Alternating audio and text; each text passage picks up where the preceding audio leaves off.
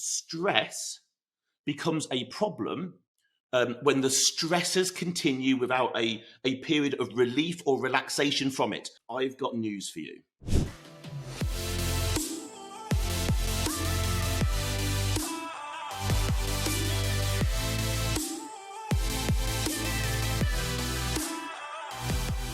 So, Alphas, welcome back to the show. My name's Andy Naylor, CEO and founder of Naylor Body Design and host of your Optimal Alpha podcast. Welcome back to the show. Hope everyone is good out there. Perception can be changed. So let's think about this, on a simpler level. What is stress? So stress, first of all, is a normal human reaction that happens to everybody.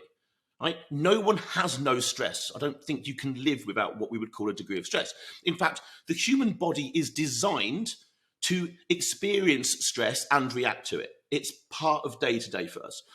When you experience changes or challenges, so we could call those stressors, your body produces physical and mental responses. Okay? That's stress. That's what we could call stress. A stress response helps your body adapt to a new situation. So therefore, stress to a degree is useful. Stress can be positive. It keeps us alert. It can keep us motivated, whatever technically you want to call motivation, but it keeps us motivated, alert, focused, ready to avoid danger and take action. That is kind of why stress lives. That's why it's there. That's why it exists. For example, let's imagine you've got a really important meeting coming up. Maybe it's an interview for a new position. The stress response that you will have inside you will keep your mind and your body working harder, focused, more alert. Yeah?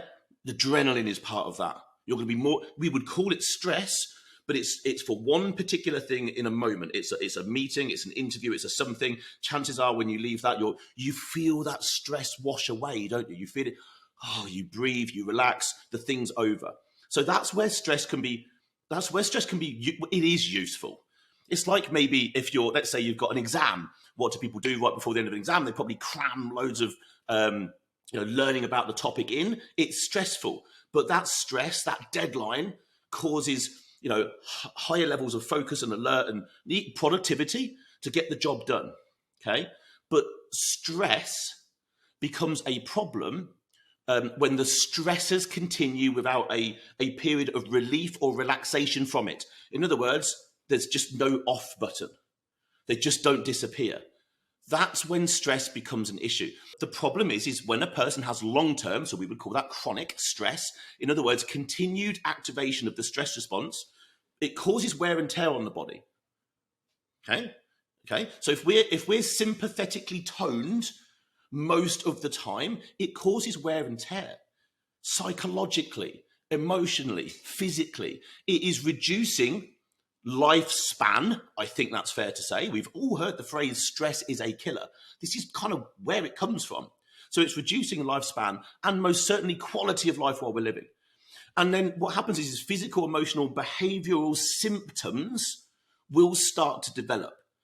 Here's a bunch. Let's see if you've either seen these in someone else or maybe you've seen these in yourself. So physical symptoms of stress, okay, this is in no particular order. It's just a list that sort of came to my mind. But of course, physical symptoms, so aches and pains, chest pain, difficulty in physically breathing or getting enough air in and a feeling that your heart is racing, exhaustion, trouble sleeping, switching off at the end of the day, maybe even headaches, dizziness, shaking, certainly high blood pressure, okay? Maybe muscle tension, jaw clenching, grinding of teeth even. Maybe that's something you do in your sleep, you don't even realize it. Certainly also stomach and digestive issues, because where are we? We're on the opposite end to rest and digest. So a lot of people when they're stressed, generally people are very different. Some people eat when they're stressed. Some people lose their hunger and their ability to eat. There's obviously no wrong or right there. It's just very different for different people. Some people stress eat and obviously that can cause a problem. That would nearly come sort of down the road of emotional eating, though, I think. I would certainly say if it's outright stress responses from a sympathetic tone, most people would lose their appetite because their body's just telling them don't eat because I can't do anything with it. I'm not going to go through the process of digesting and assimilating and absorbing this food. So we're going to take away your desire for food. Alphas, I interrupt this show with a simple message. This show is here to benefit you and your progression to the best version of yourself. But not only just you, it's also here to benefit the people around you, your loved ones, your friends, other alphas in your vicinity. So why not do a really cool thing today? Something that I would thank you for and maybe someone else would. Share this podcast with at least one other alpha out there who you know would benefit from it. Why not share the information, share the ability for someone else to grow? I'm sure they would thank you. I 100% would absolutely thank you. This podcast only grows by our listeners, our followers doing amazing things like giving us 5-star reviews, downloading podcasts, subscribing, and then of course sharing it with other people. I thank you from the bottom of my heart. Share it with one person and of course drop us a 5-star review, download the podcast and of course subscribe. And now back to the show. Maybe also a lost libido. Maybe a weak immune system. These are, there's more, right? I can imagine there's many more, but they were just some that came to my mind. These are physical symptoms of stress. Then you can get maybe even emotional and mental symptoms of stress. So anxiety, which is a feeling of nearly literally being out of control of a situation. It's also that feeling of worry and concern for some sort of danger or something in the future that you feel out of control of. Stress and anxiety falls somewhere between those sorts of things, right?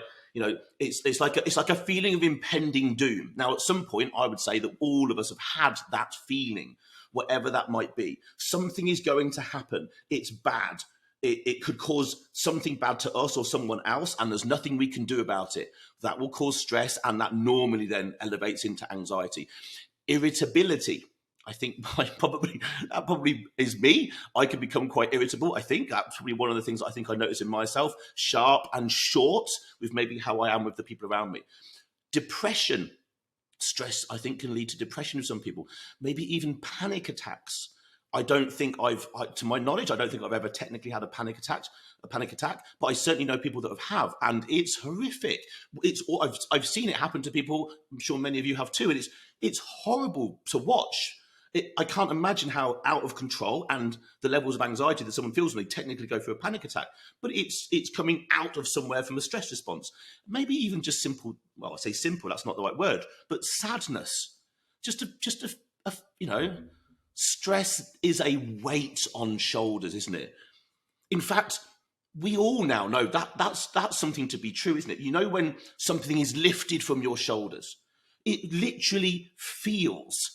When a stress is taken away from you, I don't know, a problem gets solved, a bill gets paid, or something happens, the challenge is resolved, or an argument is resolved. Stress seems to disappear, and you literally feel it come off your shoulders. Okay, so, and then I think it's fair to say, often people who deal or are living with chronic stress, so it's ongoing, too often tend to manage it in unhealthy behaviors. This is normally what people do first before they do the things I'm about to sort of hopefully guide you through. So quite often people turn to alcohol quite a bit. Alcohol is a sedative, and generally speaking, it's numbing to stress. It certainly isn't solving the problem, but at that particular moment, it probably feels better to the individual than the heightened levels of stress and anxiety. Gambling. I know a lot of people highly stressed who sort of lean towards things like that. Overeating, developing an eating disorder potentially, participating in being compulsive with things. That could be shopping, internet browsing. It could be anything that has a compulsive behavior about it. Maybe smoking, maybe using drugs. Basically, all of these things are in some way escapism. It's not facing and dealing with the problem, and that's not a criticism in any way at all. But it's not dealing and facing the problem, and it's moving towards something that basically immediately feels like it fixes the problem. But all of the things that I've just told you, all of us sitting here listening to this, know full well they are not solutions. They're all band-aids. No, well, they're not even that, are they? I don't know what they are. They are not anything that is going to really move someone towards a long-term solution. So practice your gratitude, acknowledge and be thankful for things in your life. Accept the things you can't control. You have two circles in your world: a circle that you can influence of things and a circle that you can't. The circle that you can't is huge, so stop worrying about all the shit out there in that circle. Focus on the circle that you can have an influence on. Okay, and then just go focus working on that. Find ways to kind of let go of worry. So, for example, I did speak to somebody the other day, and I asked them what their biggest concerns were, and they and there's nothing wrong with these answers. This is not a criticism, but they said their biggest stresses were, it was something to do with the world's climate and something similar to that. Huge, ginormous problems potentially. But can one person do one thing about it? Now, some of you could argue, well, it maybe yes, but when we're looking at it from a person-to-person point of view, if someone is staying up at night stressing about the concern of global climate, can they do anything about it at that moment? No. So should they let those thoughts go so they can focus on the things that they should be concerned about? I would suggest yes. I'm not saying then don't have a concern about global climate, but it shouldn't be keeping you up at night, really, because it's not in your circle of influence, technically. Learn to say no. You'll find the more you get to say no, the easier your life will become. Learn to say no to additional responsibilities when you're already busy and stressed. That's really challenging. It's definitely something I've got better at recently. And it kind of feels odd to do it. But the more you say no and push back things to team members or things you just don't want to do, opportunities that come to you that you really shouldn't get involved in, focus on the things that are most important that, again, are in your circle of influence. Stay connected to people that keep you calm. Remove people that don't. Okay? Pretty simple. People that make you happy, that provide emotional support, help with practical things, friends, family members, neighbors. That these people can be good listeners, and a problem shared is a problem halved. So whatever you're walking around and carrying around on your shoulders, sometimes just having somebody listen, genuinely listen, can make a massive difference, because stress can also feel quite isolating. I know a lot of entrepreneurs and business owners who essentially work and live on their own. And sometimes if something's not going well, it feels like their world's imploding on them. They've got no one to really talk to. Find somebody, create the structure around you of people, real world people. I mean, real world people. They need to be there, physical, not just online, although that could be useful, but people actually around you who you can sit and look at and, hey, look, man, I need to share something with you. Look, I've got some stuff going on.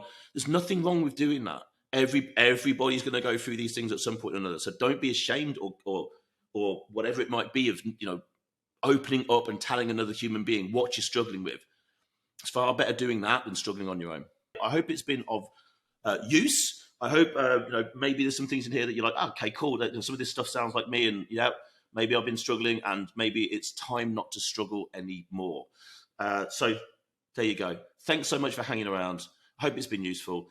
I will be back again for another one of these. In the meantime, of course, if you want to reach out, if these are things you are struggling with, these are genuinely things, given who we work with on a daily basis, all the problems that I've just described to you there are things that we deal with daily with people. Now, there's everybody's needs and solutions are always different. These are sort of some overarching ones. How they're implemented into someone's life is where we tend to sort of come in and I guess have the sort of impact that we have, because it's quite often, it's fine knowing about these things. It's how do I implement them, and then how do I stay consistent? None of these things are going to work if you do them once. You've got to remain consistent. I think that's what's important. This is certainly where we help. So if these are things that you're struggling with and you would like a little bit more help and guidance, one, just reach out to us somewhere. We're very happy to help. But if you want to have a conversation with us, in the show notes, as always, is a little book a call link. It's a very simple call where we can just find out more about you. It's not a sales call. It's nothing like that. It's like a discovery call. We want to work. Who are you? What are you struggling with? What are your goals? What do you want to achieve? What are the bottlenecks? Where could we possibly help somewhere down the line? Or where could we, what could we show you to go and do? So for sure, go and have a little look at that. In the meantime, again, thank you for hanging around and listening to this. I appreciate you. If you've enjoyed it and you found use, give me a 5-star review. why not? Give me a 5-star review. Thank you very much. That'd be useful. And of course, look, hey, share it with someone that, if there's someone out there that you think is maybe stressed, maybe that's your boss. Maybe that's your boss who could do with some help. Think about that before you do it. But if you know someone who, this would be useful and helpful to, then please, by all means, download the episode, share it with them, subscribe, all that good stuff. I'll appreciate you. For now, I'm off. Go and have an amazing day. I'll catch you on the next episode.